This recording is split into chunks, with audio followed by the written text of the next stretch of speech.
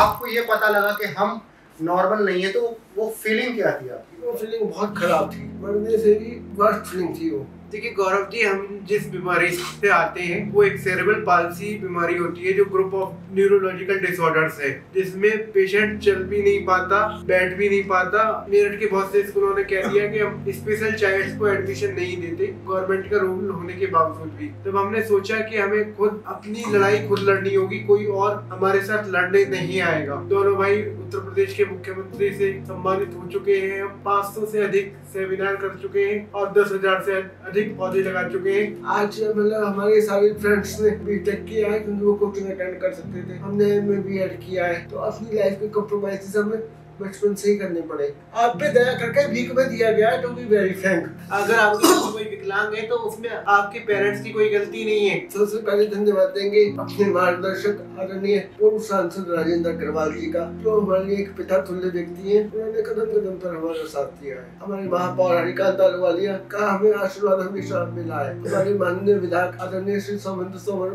जी, हम रात को फोन करते हैं तो सुबह हमारे कार्यक्रम में शामिल होते हैं। तो ये हमारी कमाई है, हम उन लोगों के प्यार को अपनी कमाई मानते हैं।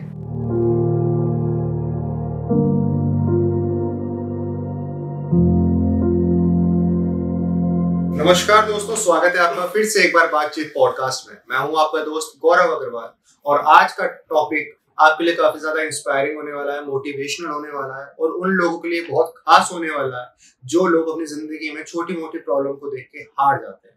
जी हाँ, मैं बात करने वाला हूँ आज ऐसी शख्सियत से जिनको भगवान ने देखा जाए तो काफी पहले से ही सताया है, लेकिन उस सताने को, जो दुनिया को सताना लगता है, उसको उन्होंने अपनी ताकत बनाया और सामाजिक कल्याण के लिए खुद से आगे बढ़े और मेरठ में आज किसी पहचान के मोहताज नहीं है। आप लोगों को ज्यादा वेट ना कराते हुए मैं बात करता हूँ सीधा पीयूष गोयल और आयुष गोयल भाई से। भाई वेलकम टू बातचीत पॉडकास्ट। गौरव जी बहुत बहुत धन्यवाद, आज आपने अपना समय दिया। जी भैया, पहले तो आप बताइए कैसे हैं, परिवार में सब कैसे हैं?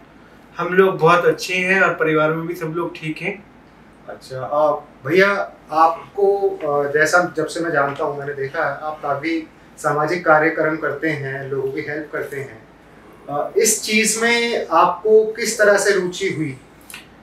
देखिए गौरव जी, हम जिस बीमारी से आते हैं वो एक सेरेब्रल पाल्सी बीमारी होती है जो ग्रुप ऑफ न्यूरोलॉजिकल डिसऑर्डर्स है, जिसमें पेशेंट चल भी नहीं पाता, बैठ भी नहीं पाता और एक तरह से अगर आपको सीधे शब्दों में बताया जाए तो पेशेंट आपका बेड रिटर्न रहता है। तो जब हम स्कूल में एडमिशन के लिए गए तो मेरठ के बहुत से स्कूलों ने कह दिया कि हम स्पेशल चाइल्ड्स को एडमिशन नहीं देते, गवर्नमेंट का रूल होने के बावजूद भी। कुछ ने तो यहाँ तक कहा आपको जो करना है हमारा कर लो, हम कोई भी आपकी हेल्प नहीं कर पाएंगे। जब हमने देखा कि समाज का दृष्टिकोण विकलांगजनों के प्रति इतना खराब है, तब हमने सोचा कि हमें खुद अपनी लड़ाई खुद लड़नी होगी, कोई और हमारे साथ लड़ने नहीं आएगा। तो हम धीरे धीरे प्रधानमंत्री जी की मन की बात से मोटिवेट हुए। समाज पहला पौधा हमने अपने आंगन में लगाया, उसके बाद से आज तक समाज की सेवा कर रहे हैं। सारे काम आपके सामने हैं। दोनों भाई उत्तर प्रदेश के मुख्यमंत्री से सम्मानित हो चुके हैं हम लोगों को मोटिवेट करने के लिए और 500 से अधिक सेमिनार कर चुके हैं और 10,000 से अधिक पौधे लगा चुके हैं, जिनमें से 7,500 पौधे हमारे अभी तक जीवित हैं। मतलब जिनकी देखभाली हो रही है, ऐसा जिनकी निरंतर देखभाली हो रही है। मतलब ऐसा नहीं है कि लगा के केवल भूल गए, छोड़ दिए। हमने ऐसे लोगों के साथ पौधे लगाए, हम तो पौधे लगा के आ गए, लेकिन वहाँ के रेजिडेंट वेलफेयर के जो लोग हैं वो देखभाल करते हैं। अच्छा। तो जैसे आप लोगों ने बताया कि वो बीमारी काफ़ी ग्रस्त है, वो मतलब काफ़ी डेंजर है, लेकिन जब अंकल आंटी को इस रिएक्शन के इस बारे में पता लगा और आपको ये पता लगा कि हम नॉर्मल नहीं है, तो वो फीलिंग क्या थी आपकी? वो फीलिंग बहुत ख़राब थी, मरने से भी वर्स्ट फीलिंग थी वो। क्योंकि अगर आप एक छोटे बच्चे को ये पता लगे कि आपकी ज़िंदगी एक नॉर्मल ज़िंदगी से बहुत अलग होने वाली है, क्योंकि कहना और करना दोनों चीज़ों में बहुत अंतर होता है। सही बात है। आज मतलब हमारे सारे फ्रेंड्स ने बीटेक किया है क्योंकि वो कोचिंग अटेंड कर सकते थे, हमने एमए बीएड किया है। तो अपनी लाइफ के कॉम्प्रोमाइज़ हमें बचपन से ही करने पड़े, हमें भी और हमारी फैमिली को भी। सही बात है, क्योंकि स्ट्रगल केवल एक तरफा नहीं होती, फैमिली को भी बराबर की स्ट्रगल करनी पड़ती है, जिसको समाज देखता भी नहीं, समाज देखता भी नहीं है। समाज आपको दिखाने की कोशिश करता है कि आप में ये कमी है। आपकी जो अपने कहलाने के रिश्तेदार परिवार के लोग होते हैं वही आपको सबसे ज़्यादा एहसास कराते हैं। सही बात। समाज में सो कॉल्ड जो आपके अपने हैं, मेरा कहना ये कि वही आपके दुश्मन है। उन्हीं लोगों से रोज की लड़ाई लड़नी है और आपको बाउंस बैक करना है। अच्छा भैया, जब आप जैसा आपने बताया आपने स्कूलिंग वगैरह करी, आपने अपनी एजुकेशन ली, स्कूल दौरान जब लोग बुली करते होंगे आपकी इस बीमारी को लेके, या आपको टीज करते होंगे एबनॉर्मल या कुछ भी ऐसे शब्द यूज करके, तो आप कैसे फेस करते थे उन लोगों को? देखो गौरव जी, आज उस समय दुख होता होगा और होता ही था, लेकिन आज तो हंसी आती है। अगर समाज हमें तंग ना करता तो हम आपके सामने बैठ के आज बात नहीं कर रहे होते, उत्तर प्रदेश के मुख्यमंत्री से पुरस्कृत ना हुए होते। उस समाज का बहुत धन्यवाद है जिन्होंने हमें तंग किया और हमें हमारी कमी का एहसास वक्त वक्त पे कराते रहे, और उसी वजह से हमने उस कमी को दूर करने का प्रण लिया। बहुत बढ़िया। मतलब ये जो आपका दृष्टिकोण है ना अपनी जिंदगी को देखने का, सच में ये लाजवाब है और यही आपको मोटिवेट करता है शायद इतने बड़े बड़े काम करने के लिए। अच्छा भैया, जैसा आपने बताया हमारे माननीय मुख्यमंत्री जी ने आपको सम्मानित किया, उसके बारे में कुछ बताइए, वो कैसे शुरुआत हुआ और क्या क्या हुआ? माननीय मुख्यमंत्री ने 3 दिसंबर 2022 में आयुष को सम्मानित किया था। अच्छा। और 3 दिसंबर 2023 में मुझे सम्मानित किया था। तो जब आयुष सम्मानित हुए तो मन में एक चीज उठी कि भाई दोनों लोग साथ काम कर रहे थे, दोनों लोग साथ जाते आते थे, लेकिन आज पुरस्कृत एक हो रही। तो हमारे उस टाइम के वर्तमान सांसद श्री राजेंद्र अग्रवाल जी ने कहा कि भाई एक पुरस्कृत हो रहा है, मेरा ये वादा है कि अगली साल और बेहतर काम करो, और दूसरा भी पुरस्कृत होगा। वो आयुष के आशीर्वाद समारोह में सम्मिलित हुए थे। तो हमने कहा ठीक है। फिर हमने और चीज़ों को अपनी वेल प्लान किया, और ज़्यादा लोगों से मिलना शुरू किया, और ज़्यादा लोगों की समस्याएं सुननी शुरू की, और ज़्यादा समाज में काम करना शुरू किया। तो 23 में मुझे भी सम्मानित किया गया। तो लगा कि जो हमारी दिक्कत थी आज उसे ओवरकम करते हुए हम समाज में जो ठीक ठाक लोग हैं वो कुछ नहीं कर पा रहे हैं, और हम इतना कर रहे हैं तो हम उनसे निश्चित रूप से आगे हैं। तो ये शायद दर्शकों के लिए एक चीज़ है कि अक्सर हमें कोई चीज़ अगर नहीं मिलती तो हम हताश हो जाते हैं, हमें लगता है कि हम शायद उसको दोबारा नहीं पाएंगे या हम उसे छोड़ देते हैं। लेकिन जैसा आपको बताया भाइयों ने कि उन्होंने उस चीज़ को ओवरकम किया, उन्होंने अपनी गलती को या अपनी मेहनत को कम नहीं सोचा, बल्कि उसको और बढ़ाने की कोशिश की, और उसके बाद रिजल्ट ये हुआ कि अगले साल हमारे दूसरे भाई को भी हमारे योगी आदित्यनाथ जी से सम्मान मिला। भाई अक्सर जब आपको ये सम्मान मिलता होगा, या हमारे देश में जितने या दुनिया में जितने भी स्पेशली डिसेबल्ड लोग हैं उनको कोई सम्मान मिलता है, तो साथ साथ एक दया की भावना भी देखी जाती है। समाज ये कहता है कि आपको दया भीख में आप पे दया करके भीख में दिया गया है, टू बी वेरी फ्रैंक। हाँ, वो शब्द नहीं यूज करना चाहता था। हाँ। लेकिन आपने आसान कर दिया मेरे लिए। तो इसको आप कैसे देखते हैं? क्योंकि ना दिव्यांग बच्चे के पेरेंट्स की मेहनत देखते हैं वो लोग, ना टीचर्स का कॉपरेशन देखते हैं, और ना उसका फिजिकल और मेंटल ट्रॉमा देखते हैं वो लोग।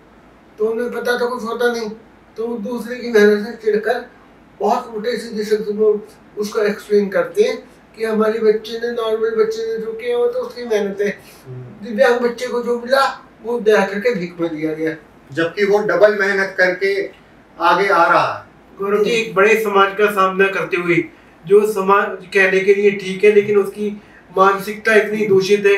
अगर आपके घर में कोई दिव्यांग व्यक्ति है, आज तो हमारे प्रधानमंत्री जी ने विकलांग का नाम दिव्यांग कर दिया है। अगर आपके घर में कोई विकलांग है तो उसमें आपके पेरेंट्स की कोई गलती नहीं है, आपके भाई बहनों की कोई गलती नहीं है, लेकिन समाज उन्हें दोषी समझता है, आपके पेरेंट्स को, आपके भाई बहनों को। और फिर लोग दिव्यांग को तो तंग करने आते हैं, साथ में उनके पेरेंट्स को भी उल्टा सीधा कहने के लिए आते हैं। कई बार हमने भी देखा है कि लोग हमसे कहते हैं कि खुद तो इनकी सेवा माँ बाप कर रहे हैं और ये समाज सेवा करने के लिए आ गए।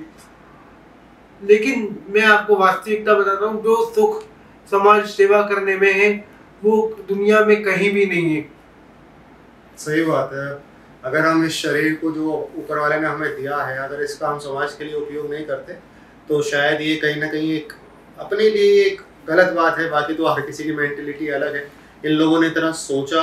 देखिए गौरव जी, जो आया है सो जाएगा, तो हम कुछ ऐसा करके जाएं ताकि दुनिया हमें याद रखे। अगर हमने इस धरती पे जन्म लिया है तो इसका ऋण हमारे ऊपर है। जैसे हमारे माता पिता का ऋण है, ऐसी धरती माँ का भी ऋण है। इसकी सुरक्षा, इसको सुंदर बनाना हमारा कर्तव्य है और हमें इसे बाखूबी निभाना चाहिए। भाई सच बताऊं तो अगर जैसे आपकी मेंटेलिटी है, अगर ऐसे हमारी यूथ की हो जाए ना देश की, तो मुझे नहीं लगता कि हमें कोई पछाड़ पाएगा। और जनसंख्या जो हमारा एक बहुत बड़ी कमजोरी है, वो हमारी ताकत बन जाएगी। भाई आपने मेरिट की इतनी बड़ी बड़ी शख्सियत के साथ काम किया है, चाहे वो पॉलिटिक्स में हो, चाहे वो बिजनेसमैन हो, एक से एक नाम जुड़ते हैं आपके साथ। तो आप कुछ उस जर्नी के बारे में बताना चाहेंगे कि किन किन लोगों ने आपको साथ दिया, आपका साथ दिया, आपको आगे लेके आए? सबसे पहले धन्यवाद देंगे अपने मार्गदर्शक आदरणीय पूर्व सांसद राजेंद्र अग्रवाल जी का, जो हमारे लिए एक पिता तुल्य व्यक्ति हैं। उन्होंने कदम कदम पर हमारा साथ दिया है। हमारे महापौर हरिकांत अहलूवालिया का हमें आशीर्वाद हमेशा मिला है। हमारे माननीय विधायक आदरणीय श्री समंत सोमर जी, हम रात को फोन करते हैं तो सुबह हमारे कार्यक्रम में शामिल होते हैं। तो ये हमारी कमाई है। हम ये उन लोगों के प्यार को अपनी कमाई मानते हैं, और ये कमाई हर किसी को नहीं मिलती। पद्मश्री अनिल जी प्रकाश जोशी जी हमारे कार्यक्रम में 10 बार से अधिक आ चुके हैं और उन्होंने जितना हमें मार्गदर्शन किया है, एक वो भी बड़ी वजह है कि जिनकी वजह से हमें प्रकृति से इतना लगाव हुआ और हमने प्रकृति संरक्षण के बारे में सोचा। हमारी संस्था पर्यावरण एवं संस्था के लिए न ही तो किसी प्रकार का सदस्यता शुल्क लेती है और न ही किसी से डोनेशन लेती है। और यहाँ यह भी स्पष्ट करना मुझे आवश्यक है कि सरकारी मदद भी हमें कुछ नहीं मिलती है। केवल दिव्यांगजनों के लिए जो सरकार ने 1000 रुपये निर्धारित पेंशन की हुई है, वही हमें मिलती है। और आज भी हमारा ट्रीटमेंट, हमारी फिजियोथेरेपी लगातार चल रही है। अच्छा, जिसमें जो भी खर्चा होता है वो सब हमारे पेरेंट्स देखते हैं, या फिर हम अपने जो खर्चे हैं उनमें कटौती करके समाज को दे रहे हैं। इसलिए कोई ये ना सोचे कि गौरव जी, कई बार ऐसा सोचा जाता है कि इन्हें शायद कुछ सरकार से मदद मिल रही होगी, इसलिए ये समाज सेवा कर रहे हैं। सही बात है। मुझे कुछ लालच होगा। जब मुझे मुख्यमंत्री जी से पुरस्कार मिला तो एक व्यक्ति ने मुझसे सवाल पूछा कि पैसा तो तुम्हें सरकार दे ही रही थी, पुरस्कार और दे दिया।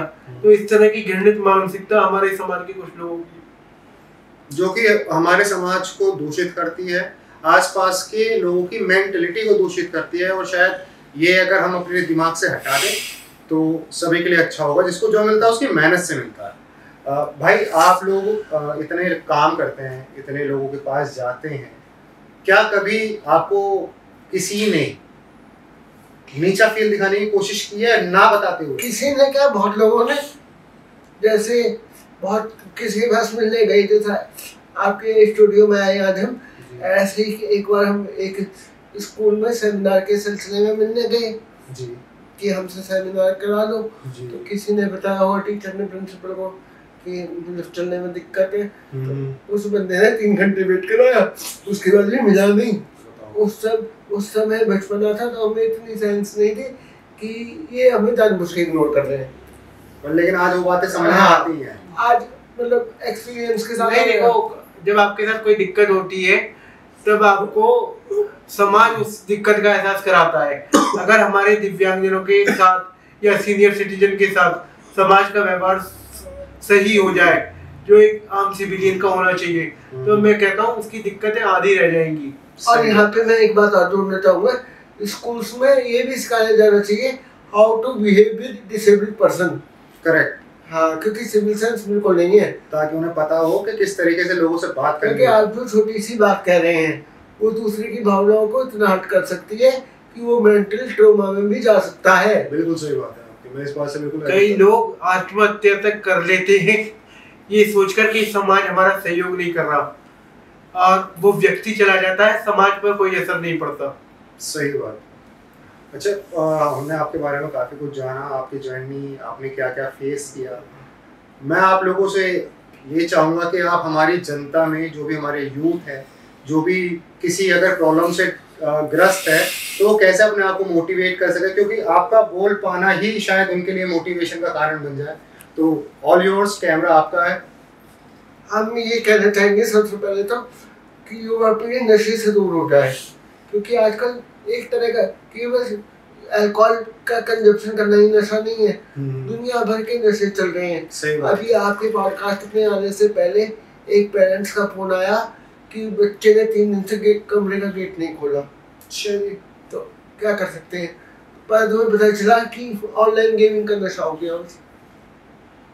सही बात है, नशा तो किसी हर प्रकार का होता है, किसी कोई भी चीज लिमिट से ज्यादा जब लिमिट क्रॉस कर जाती है तो वो नशा बन जाती है।